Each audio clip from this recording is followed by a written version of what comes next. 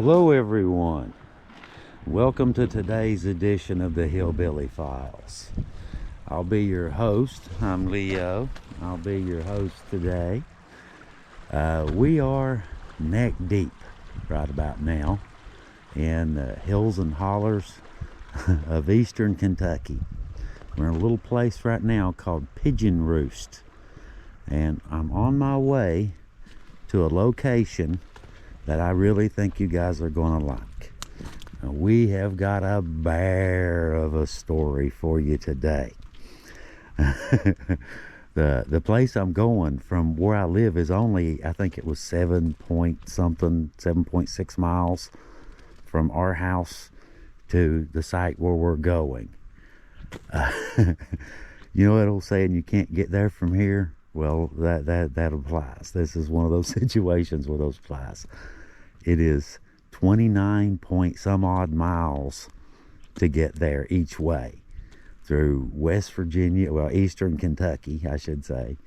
Little tiny, narrow, windy roads. You know, I'm sure you guys have seen the pictures and the videos and all that sort of stuff. But I have a Mustang, so it's fun. But but like I said, we are on our way to a really awesome site. We saw this one, guys. Heather and I do want to mention one thing real quick.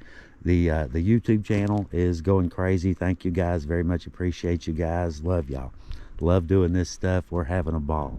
We ran into this story and I was just totally blown away by this. Frontiersman extraordinaire. This guy is he's, quite frankly, guys, he's sort of a cross between, we'll say, Daniel Boone, Paul Bunyan, and Rambo. This is one of the original settlers to the area. Okay, this guy, he moved whenever he would see people. He would move deeper and deeper into the hills and hollows. A Revolutionary War hero 3 times. Now we're just a few miles from where we're headed. It's not far on up through here. But I just wanted to stop here real quick and, you know, tell you guys what we were doing, where we were headed, and all this kind of stuff, where we were at. Pigeon Roost, Kentucky.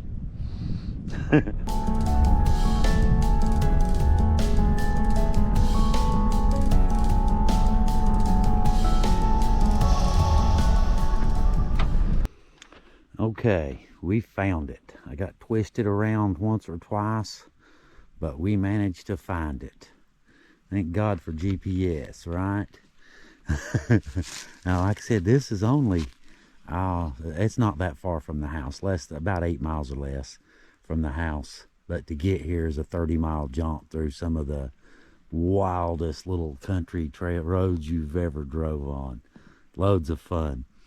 But this guy right here, Moses Stepp, this is the guy that I brought you to see.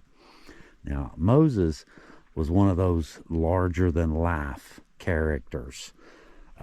You hear a lot of stuff these days. This guy fought in the Revolutionary War. He signed up 3 times, twice as a volunteer. Now, a lot of people these days, you know, you hear this stuff on the news, TV, all this kind of stuff, you know, Facebook, YouTube, throwing the word around, the word patriot around. This right here, guys, this is a true patriot. This is one of the real ones. Like I said, this guy fought in the Revolutionary War. He signed up 3 times. Now imagine that. Now I want to show you a couple things. First we'll start off with his sign, the historical marker. Let me get up here. Moses Stepp, colorful frontiersman. That's one way to put it. That's a very light way to put it. An ancient gravestone at the grave shows he was born in 1735 and died in 1855. He enlisted for 3 short periods in the Revolution and fought Indians and Tories. I had to look that one up. I did just to be on the safe side. It's British people, basically. They were loyal to the British Crown. In the West Carolinas and in East Tennessee. Legend tells that he was captured by the Cherokee and tortured by nailing his ears to a tree. He tore loose and escaped, came to this area in 1826 for the rest of his life. Now, right here is the original stone. Now, he says that he was born in 1935, or 1735, I think it was. And when they had him for his third enlistment, they were asking him questions. We found, this big old thing about it.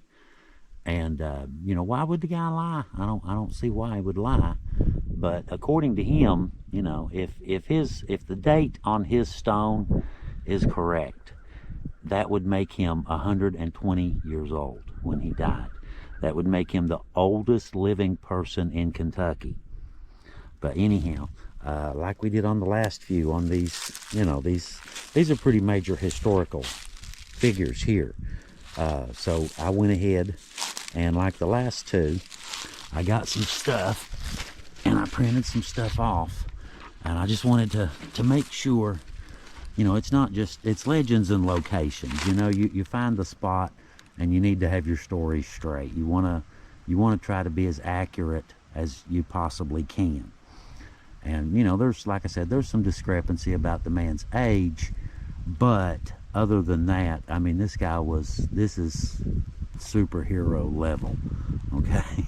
I'm going to read you some stuff that we found. Now, like I said, this is a conglomeration, basically, of stuff we found, military records, old newspaper articles, all sorts of stuff, about the man. I just put some stuff together and printed some stuff off. I wanted to tell you guys some stuff and didn't want to leave anything out.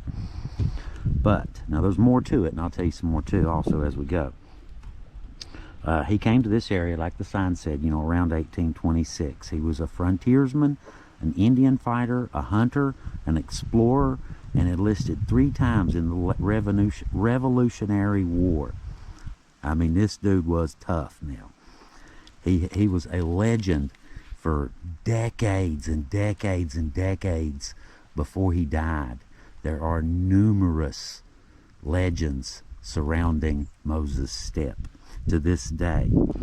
But anyhow, like I said, he joined the Revolutionary War when he was a teenager, fighting Indians and other colonists, loyal to Britain, known as the Tories. Like I said, he wound up here deep in the mountains.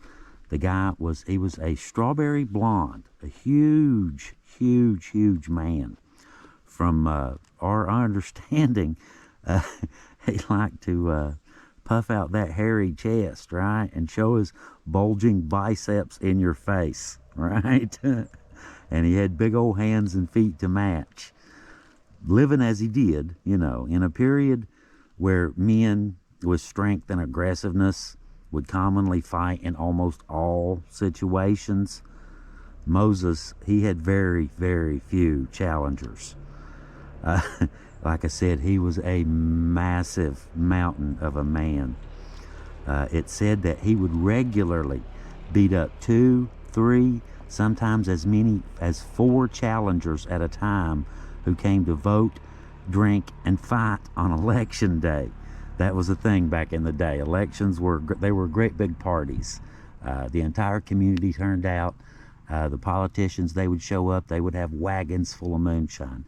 The Ellison-Hatfield fight, that's what precipitated it. It was a big election. They were having a big moonshine party. But anyhow, typically speaking, he was the last man standing after it was all said and done. The article said that, but only he remained to drink and fight. After the other fights were over, he had the strength to double back the arm of almost any opponent and dislocate a shoulder with one swift twist. Now you think about that, guys. I mean, this is like Andre the Giant kind of thing here. Pro wrestling moves. Rip your shoulder right out of its socket. That kind of stuff, okay? That's a bad dude there. That's a bad dude for sure. Even they said that even the toughest men around knew to show Moses respect and then just back away. All right. His ears, that was something. His torn ears, disfigured. They gave him a fierceness. They made him look, to his appearance, he just looked fierce. The Cherokees had captured him while he was hunting in South Carolina when he lived there. Now check this out, guys. They nailed him to a tree through the ears with deer antlers. Yeah, you heard me right. They took deer antlers and nailed this guy to a tree with deer antlers. Okay? They were getting ready to torture him to death, thinking since they had nailed him to a tree, he wasn't going to go anywhere. He was there, right? But he managed to rip his ears loose when they weren't looking and got away. For the rest of his life, those torn ears made this man a living legend. Everyone knew him on sight. There were dozens and dozens of local folk stories about this guy during his lifetime. When he was buried, it was a massive event. They said that people brought their children, and that mothers held up their little children so they could see over the crowds. And they told their children to remember Moses, that many of them had heard tales of his adventures all of their lives. Since they were little bitty kids, they had been hearing tales about the things that this guy did in his adventures in 5 different states. Whenever people would move in, new housing, new humans, new settlers, he would simply move further back into the woods. He wanted to be alone. Either way, the man, he lived to be so old that no one is really sure of his age. Now, we tried to look this up, an actual cause of death. And I mentioned, hang on, truck going by. I mentioned to Heather, I can't find a cause of death for Moses. She said, well, if the stone's right, he's 120 years old. That's probably a cause of death right there. You see, the thing about Moses, he wasn't a real big people person, okay? He liked to be off to himself. And I'm guessing that's why his grave right now is way out here on the middle of a desolate road, way back in the hills and hollers of eastern Kentucky. Right here. But anyhow, like I said, he wound up here deep in the mountains. Either way, I mean, this dude, like I said, this guy, this is pinnacle of mountain men, of real life adventurers, people that the kind of people that simply don't exist in our modern world. To be honest, I kind of think of myself as a pretty good mountaineer, pretty good outdoorsman, that sort of thing. I can, in the right time of season, in the right year, right season, I can live indefinitely, out here. This guy, he could do it year round. That is, my God, that is just hardy on a whole nother level. To go into a place by yourself, knowing that it's, that the Civil War's going on, the Indian Wars are going on, and you're trying your best to get further and further back. You want to be alone. I can respect that. Anyway, guys, like I said, I just thought I'd bring you over here and show you this. Like I said, it's in the middle of nowhere, and you wouldn't even know it if you were here. You could literally drive right by this. I drove by it coming in. I drove by it and then went down there and turned and came back. But you can see where there was an old marker here. And there's his. But look at this old grave. Check this out. I'll make sure I get a couple close-ups. It's It's kind of shady right now, the sun. It's better to catch this one in the morning. But this is the original stone right here. And this is the replacement. Now this one cites the dates that they think, are his birthday and death date. According to military records, his death was in 1856 and 1763. But during his third enlistment, when he enlisted the third time, they asked him when he was born, and he said it was 1730s. And they asked him, more or less, are you sure? In his own words, he used, more colorful words of the day, we'll put it like that, different language. But he more or less says, yeah, that's what I was told. That I was told by my parents that I was born in the 1730s. I think it was 1736 or something like that. But if that is true, if he's telling the truth, I mean, that would make the man 120 years old at his death. How wild is that? But even if it's not true, even if he did die at 93 years old, this is literally, guys, one of the greatest American heroes to ever draw a breath. Now you think about that. How wild is that? And he's buried in the middle of nowhere in eastern Kentucky on a little desolate road.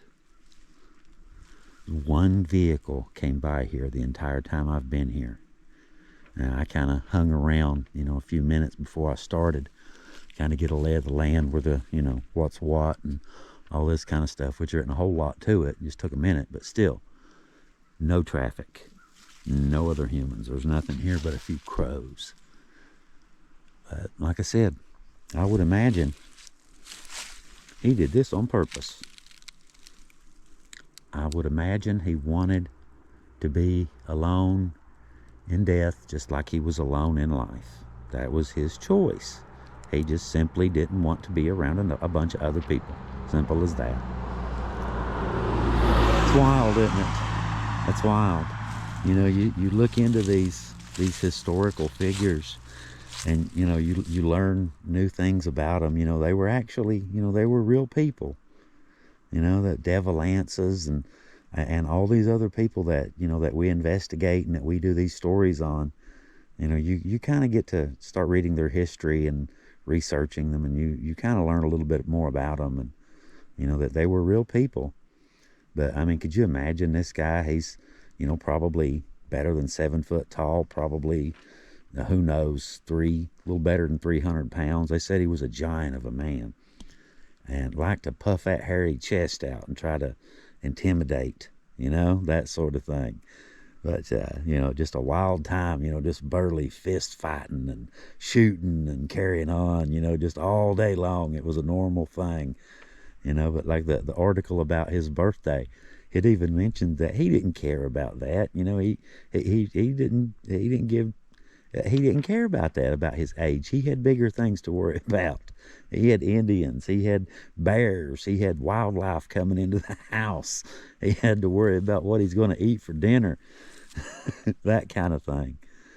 But anyway, guys, like I said, I guess I'm going to load up and head on back toward the house if I don't get lost. Let's see real quick. Yeah, right, this was the daughter. That's the daughter there. James and Mary Stepp. Okay, there's two. Yeah, Mary and James. And let me see if I can get close enough to actually read. Heather may have mentioned that once or twice, that I need to get close enough to actually read these. But there's a couple there, just stones.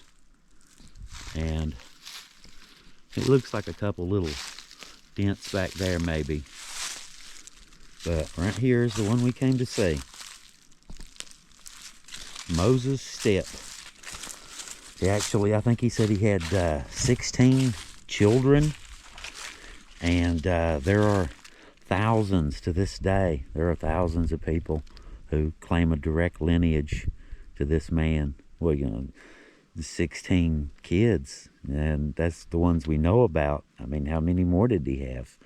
So yeah, I can see where they're, 120 years, or even at 93, that's, you can they produce a lot of kids back in the day. They didn't have a whole lot of other stuff to entertain them. What do you want to do tonight? I don't know. I think you know what I want to do.